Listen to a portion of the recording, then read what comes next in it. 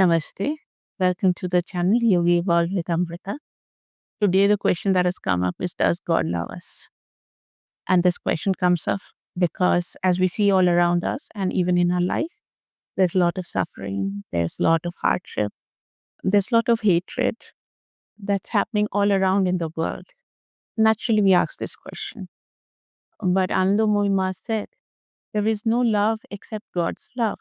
What does he mean? So let's try and understand this concept. To understand God's love, we have to understand few key factors.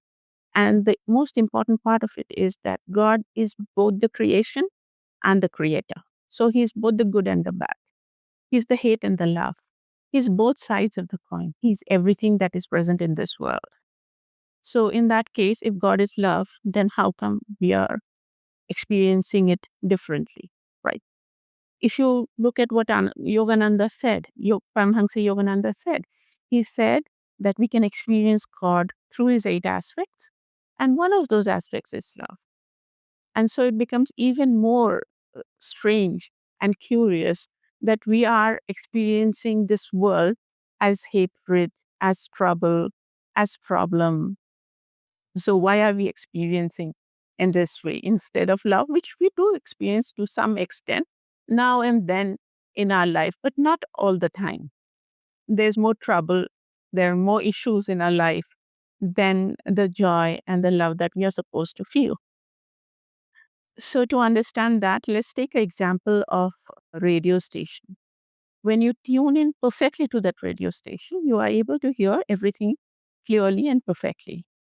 But when you are out of tune, then you hear a certain static noise. So a little bit out of tune, some small amount of static noise. A little more out of tune, a little bit more of static noise. And it goes like that till you lose the signal altogether and it's filled with static noise only. And that is exactly what we are experiencing in our lives. We are not able to tune into the cosmic consciousness. What we need to do is tune our heart to the radio station of love of God. And that is all there is to it. But to tune ourselves to love is something which is a little difficult for us, or often we do not know how to do it. When we have people in our life who are loving, who are kind, who love us in return, it's very easy to give love to them and to experience that love with them. But when we have people who are obnoxious, that obnoxious neighbor or the toxic friend or the irritating relative, it kind of becomes very difficult to give love when we are receiving so much hate from them. But here we have to remember one thing: hate breeds hate. So the more hate you give, the more hate you increase in this world. So more out of tune you go from the divine consciousness. And for us, you can think that we have so much consciousness or so much energy with us. This energy, we have to tune this whole energy to the consciousness of God. And if it's perfectly tuned, then it is love we experience everywhere. And our life is perfect. But this is not perfectly tuned to God's love. And that is why we are experiencing these negative emotions or negative situations in our life. Now, if someone gives me negativity and I give back negativity to that person, then this finite number of energy that is available to us, a part of it gets converted into hate. And this goes on. More hatred comes, more we give them hate, and more we give them irritation, and more we become disgusted with them, the more negative energy we generate within ourselves. We can say, okay, I don't hate people, but I get very disgusted. Well, disgust is also negative energy, judgment, disgust, all these are negative energy. So if we are returning this negativity for negativity, then this finite amount of energy slowly within us is getting out of tune. More and more it is getting out of tune. So our job is to keep this whole energy that is available to us in tune to God or the cosmic consciousness so that we experience the positive aspect of God and not the negative aspect. Uh, So how do we do that? It is very easy to say that we have to do it, but it is kind of difficult to keep our hearts pure and maintain the divine connection. So one of the thoughts that we can keep in our heart is God is love and all that is around us is made of love. And so all the people who are coming to us, who are giving us aid, are ultimately children of God, and they are also made of love.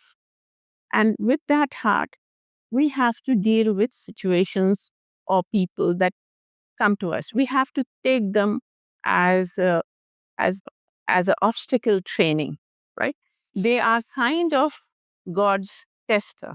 They are coming to us to test our, or let's say, challenge our ability to love, challenge our ability to be in tune with God's consciousness, challenge our ability to keep our heart open and expanded no matter what. That is what these people are doing for us. They are our friends in a way because they are helping us to strengthen our attunement with God. They, you could say, I often say that they are our strength trainers, right? So the more they test us, the more challenges they face to us, and the more we are able to keep our heart open and not get bitter and not throw hate in exchange of hate, negativity in exchange of negativity. The more we are expanding our heart and more love we are keeping within our energy framework. So and the more we are within this positive mindset, the more we are in tune with the cosmic consciousness. That's all we need to do. But sometimes it so happens that to do that, maybe they have placed the situation in front of us which we cannot ignore or avoid or walk away from, and we have to deal with it. In that case, we have to deal with that situation or that person in that appropriate way, but with keeping our heart expanded and open, with keeping ourselves in love, in the flow of God's love.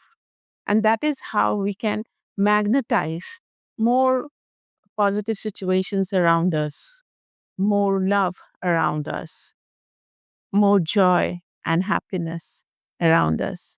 And that is how we can keep a certain amount of balance in our life.